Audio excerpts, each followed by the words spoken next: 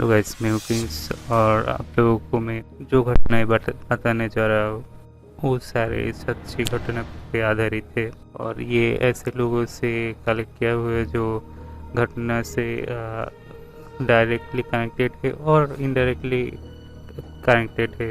Like उनको किसी रिश्तेदारों किसी आसपास के लोगों को ऐसे घटना था, वो लोग कलेक्ट करके मुझे दे दिया और मैं आप लोगों को बताने जा रहा हूँ। अगर आप लोगों को पास भी ऐसे कोई घटना है तो हमें भेज सकते हैं।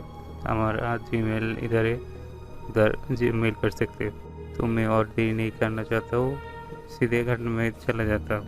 आज सबसे पहले एक बैड न्यूज़ है। हमारा जो ऑडियो कहो, जो तुम जो सुनते हो, जो कहानियाँ जो मैं यूट्यूब में डालता हूँ, वो सारे पता नहीं क्यों यूट्यूब ने डिमोनेटाइज कर रहा है। सो तो पता नहीं व्यूज़ नहीं आ रहा है। डिमोनेटाइज अगर हो जाए तो व्यू नहीं आएंगे। तो आप लोगों को अगर मेरा कहानियाँ, अगर ये सच्ची कहानी अगर सुनना है तो एक काम करना पड़ेगा, वो है कि ज़्यादा से ज़्यादा लाइक, शेयर और सब्सक्राइब करना, ताकि ये आगे चल के ये डिमोनेटाइज से हट जाए। तो हमारा आज का कहानी भेजा है उद्धव ने, और वो मध्य प्रदेश का जबलपुर से है। तो उसने जैसे हमको भेजा है, मैं ऐसे आप लोगों को बता रहा हूँ। तो ये कहानी थे 2010 की।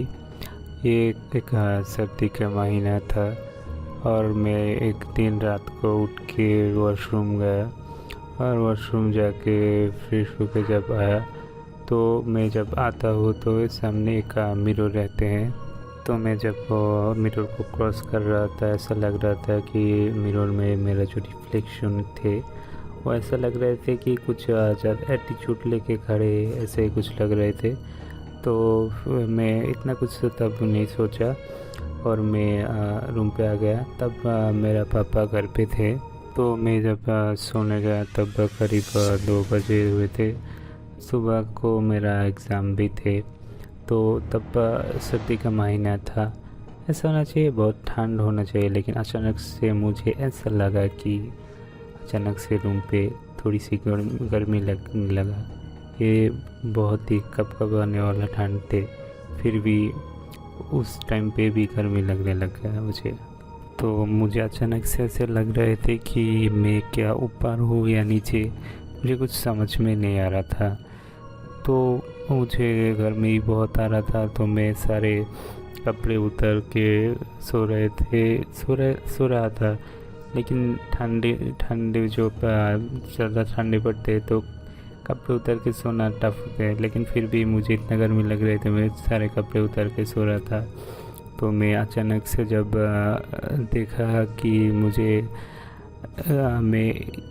मेरा जो सीलिंग फ़ैन है उसको टच करके मैं सो रहा हूँ। ये कैसे पॉसिबल है? सीलिंग फ़ैन तो जो होते हैं वो तो रूफ पे होते हैं, वो कैसे मुझसे टच कर सकते हैं? तो मुझे ऐसा लगने लगा कि मैं असल में इस सीलिंग फ़ैन के पास हूँ या सीलिंग फ़ैन मेरे पास आ गए हैं। तो मैं उठ के जब ये सब सोच रहा था, मैं उठ गया। और जब मैं उठा तभी ज़ोर से आवाज़ हुआ था। तब मेरा पापा आ गया, आके पूछ रहा था क्या हुआ क्या हुआ। तो मैंने उसको बताया कि ये सब हुआ था, हो रहा था मेरे साथ। तो मेरे पापा मुझे दिलासा दे रहे थे, कुछ नहीं है, ये सब कुछ नहीं होता, और थोड़ा सा तो दुआएं पढ़ के मुझे सोने जाने के लिए कह रहा था। तो ये सब ऐसा हो रहा था क्योंकि मेरा फैमिली में मेरा मॉम के साथ ये प्रॉब्लम होते थे। और ये जब हुआ उस वक्त मैं और मेरा पापा घर पे थे, और मेरा पापा दूसरे रूम पे सो रहे थे। और हमारे घर पे और कोई भी नहीं थे, मेरा मॉम और सारे लोग। तो उनका, मेरा जो ग्रैंडपा थे उनका घर पे, नाना जी का घर पे चले गए थे। तो हम जिस घर पे ऐसा हुआ था मेरे साथ, हम लोग उस घर पे नहीं रहते हैं। तो ऐसा है कि उस घर पे जो भी रहते हैं तो उन लोगों के साथ ऐसा ही होते थे।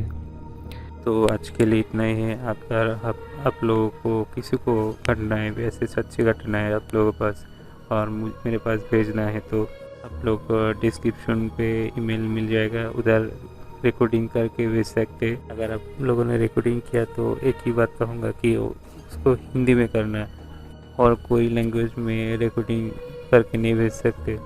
मेरा मतलब ऑडियो रिकॉर्डिंग करके नहीं भेज सकते। और अगर आप लोगों को लिखना है तो किसी भी लैंग्वेज पे लिख सकते, मैं गूगल ट्रांसलेट करके बाद में उसे ठीक कर सकते, कोई प्रॉब्लम नहीं है। लेकिन अगर आप लोगों ने ऑडियो रिकॉर्डिंग भेजा तो हिंदी पे ही भेजना होगा।